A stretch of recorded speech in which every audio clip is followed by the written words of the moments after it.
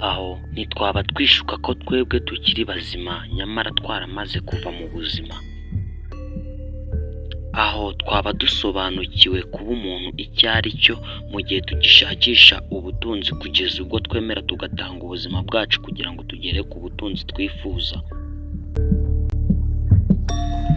Inzozi twese dukurana siko twese tuzigeraho, ariko icyaba cyiza nuko twakwifuza kuzigeraho.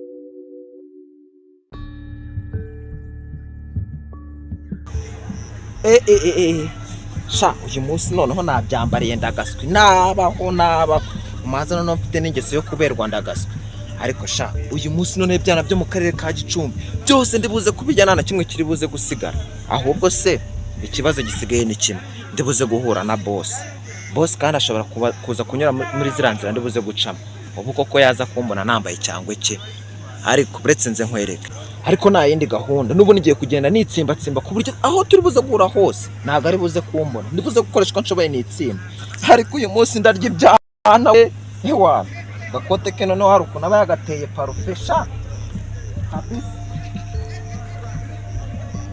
Komana yanjye umunyana y'imbwa mwengo no mu boss amakazi narangiza niryeho, ubigare byanjye ryapfuye mu cyoto rikeneye gukora kuwajya kumurebara Randy Road nemera nsohore mu nzu kanjye kumureba kabisa, kanjye kureba biraguse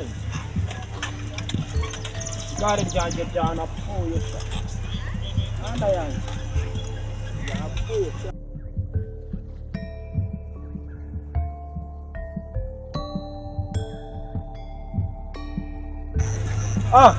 Bitashaka to Sasa amakuru se shaka to makuru ni meza yawe igira hino tuvugana none se sha uraho wana ni sawa kabisa.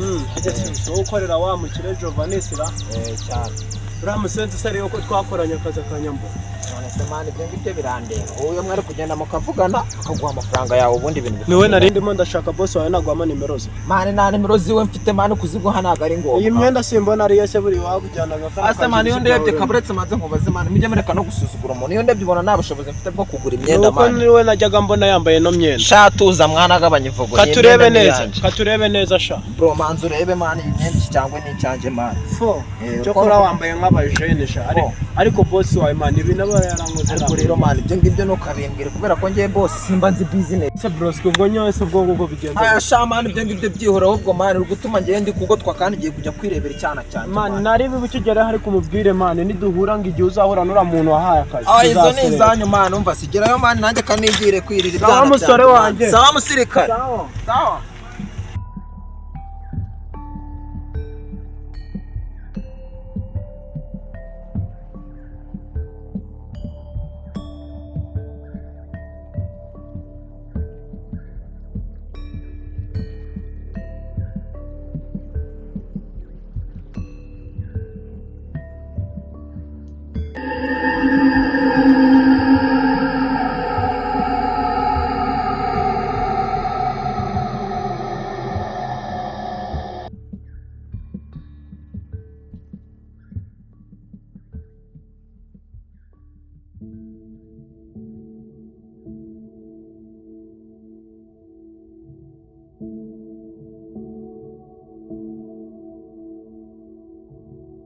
salama kapo nisiko shawo basi bijyonga tuza nare musuze se mani hari amafaranga ugiye kuma mani nkorebye bitici yanjye ajye si ukora Jovanis sha none uragira ngo ni ngewe umusenzi shatangiye gushyiraho abantu bampiga none se ibyo birandeba mani ntago bindeze ibyo ngibyo ubundi nanakakuretse nk'ingendo ariko wari ubizi ko so uje akorana n'ikuzimu ariko si ni ibiki koko mana yanjye akorana n'ikuzimu se mwagiye mukora amafaranga yanyu namwe mukabona none sikapo mwagiye mwumva mani uratinyutse wambara n'imyenda ariko se niga wagiye ukora amafaranga yawe ukareka kubeshyira abantu babane ngo bagikuzimu wowe azaki ubu disi nawe yamaze kugutangamo igitambo uzabaza ubu hari umukobwa wapfa kukwemera cyangwa nawe baraguteze sha ariko mani mwagiye mureka bajama b'iki gihe mwabaye kinega. aho ntabwo yamaze kugutanga bakaba bazatuma amatwi yawe amera nk'akabaho sha. Ariko sha mana ibi ni ibikimuye nabyo wandetse nkigira kureba umushere wanjye kandi we nagiye kureba wa kintu.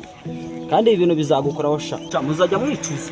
Umuntu azajya ababwira ibintu mwange kubyumva buriya wasanga baramaze kugutanga ariyo mpamvu agacuka kameze nk'umutanga kandi uzicuza. Nicuza sanga ni kwa padiri mu rusengero uzicuza. Ibintu byose mba ndi kubikubwira. Abwirwa nkuru ndishaho uri kuzuba. Aho ntago wasanga urarira ibujumba sha kandi murara mwirataye. Karyame nambikeho karyame n'itaro.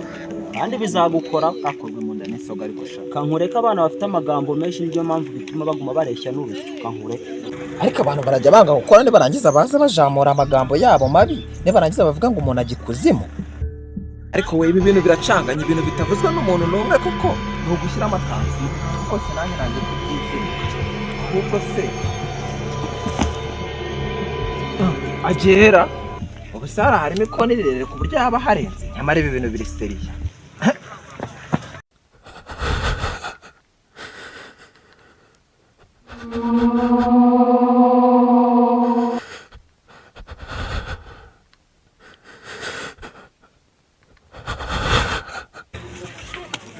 Wa muswero ushaka iki? Urya sibuni. Urya ariko si ubundi cyagiye duhura ugashaka kundwanya wari watumwe nande? Nagutumwe. Wari wantumwe nande?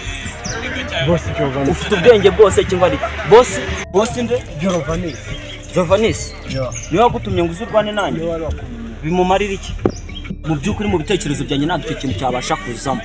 Yari yanumye ati ngende mushakira umuhungu witwa Iseboye mugaragure mugire ivu azabona isura ye. Ariko se sha uburamutse ushatse bashaka kunyica ukaba ushaka kuntanga. Uriya muhungu rero kamugusobanurira. Uriya muhungu akoresha amagini. Ngo uriya muhungu akoresha amagini niyo mpamvu yifuza kuturimbura ngo atumareho abantu bose bazibanga rye. Ngo iryo nibanga nkwibesha.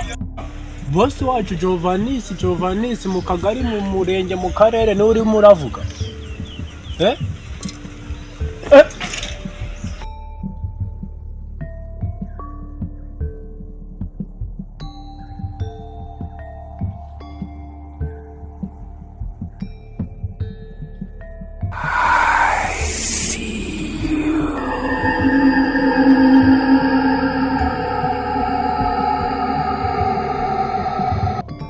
Ubutunzi bw'umwijima benshi muri twe batunze tutamenya aho buturutse.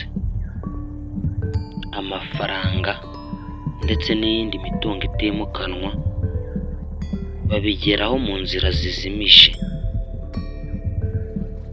Nta Nyagasani niwe uzaza gutwara ubwoko bwe, naho twe tumaze kunanirwa.